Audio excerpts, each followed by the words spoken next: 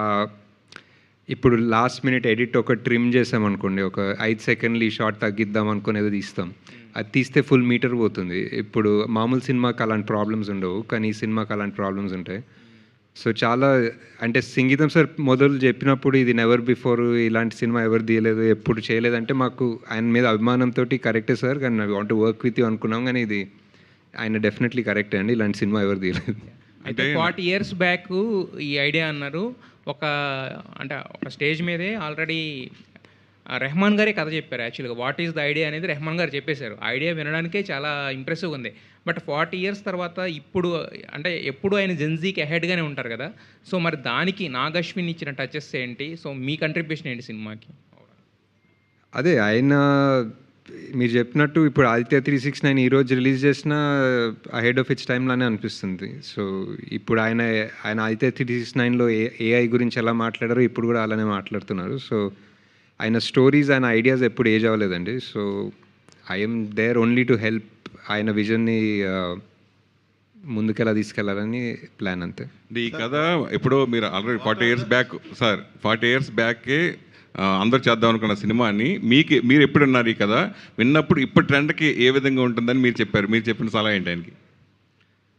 నేను ట్రెండ్కి ఏం సలహా చెప్పలేదండి. నేను ఫస్ట్ 'మహానటి' తర్వాత విన్నాను.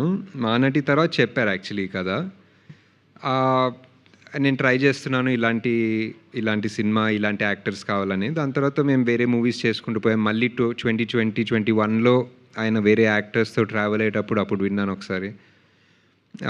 దాని తర్వాత అరౌండ్ 23 కల్కి ఎండింగ్ ఆ టైప్లో ఆయన ఇంకా వేరే స్టోరీస్ ఏదైనా ఉంటే చెప్పండి సార్, లేకపోతే అలా వేరే వాళ్ళు అడిగే టైంలో ఆయన ఓన్లీ ఈ ప్రాజెక్ట్ మీద అంత ప్యాషనెట్ ఉన్నారని తెలిసింది. ఆల్మోస్ట్ 'మహానటి' నుంచి కల్కి ఎండింగ్ ఆల్మోస్ట్ 5-6 ఇయర్స్ టైమ్. మనకు 5-6 ఇయర్స్ ఒక కథ మీద ఎవరు ఉండం ఇప్పుడు కూడా. సో, ఆయన అంత ప్యాషనెట్ ఉంటారంటే they must be something. So, we really just wanted to make it happen. ఆయన ఇష్టపడిన వాళ్ళు అంటే ఎవరు ఉంటారు, డైరెక్టర్ చాలామంది ఇన్స్పిరేషను. అయితే మీకు మరీ భక్తి అన్నట్టుగా మొన్న ఫంక్షన్లో చెప్పులు కూడా తీసేసి మీరు కింద కూర్చోవడం ఒక వింత అయితే, చెప్పులు కూడా తీసేసి అంత స్వామి భక్తి మీకు అసలు ఆయన ఎప్పటి నుంచి ఆయనతో మీకు కలిగింది? అంత అంటే జస్ట్ ఆయన స్టేజ్ మీద వెళ్ళేటప్పుడు వీల్ చైర్తో వెళ్తున్నప్పుడు జస్ట్ అక్కడ ఉన్నా అండి. అక్కడ ఆయన్ని పంపించి పక్కన కూర్చున్నా అంతే. సో, పెద్ద అంత సీన్ లేదు అక్కడ. బట్ డెఫినెట్లీ చాలా భక్తి, definitely lot of respect. But ఆయన కింద మామూలుగా నేల మీద కూర్చుంటే చెప్పులు అడ్డం వస్తాయి. సో, ముందు పెట్టుకున్నా అంతే. దానికన్నా పెద్ద డిస్కషన్ లేదు అక్కడ. సంగీతం గారు హలో ఏంటండి? సో 40 ఇయర్స్ బ్యాక్ అనుకున్న సబ్జెక్ట్ కదా, అవును. ప్రజెంట్ జనరేషన్కి తగ్గట్టుగా what are the changes you made? Sir, Sangeetham sir actually నాకన్నా మోర్ అడ్వాన్స్ జనరేషన్ అనిపిస్తుంది. ఆయన జెన్ ఆల్ఫా లాగా అనిపిస్తుంది నాకు. జెన్ జీ కూడా కాదు. ఆయన ఏదన్నా ఫర్ ఎగ్జాంపుల్ మేము స్టోరీ రూమ్ డిస్కషన్స్లో ఏదన్నా మాట్లాడుకుంటుంటే ఆర్ ఒక సీన్ గురించి చెప్తుంటే ఆయన ఫస్ట్ అయ్యో అది ఎప్పటి నుంచో చూస్తున్నాం అసలు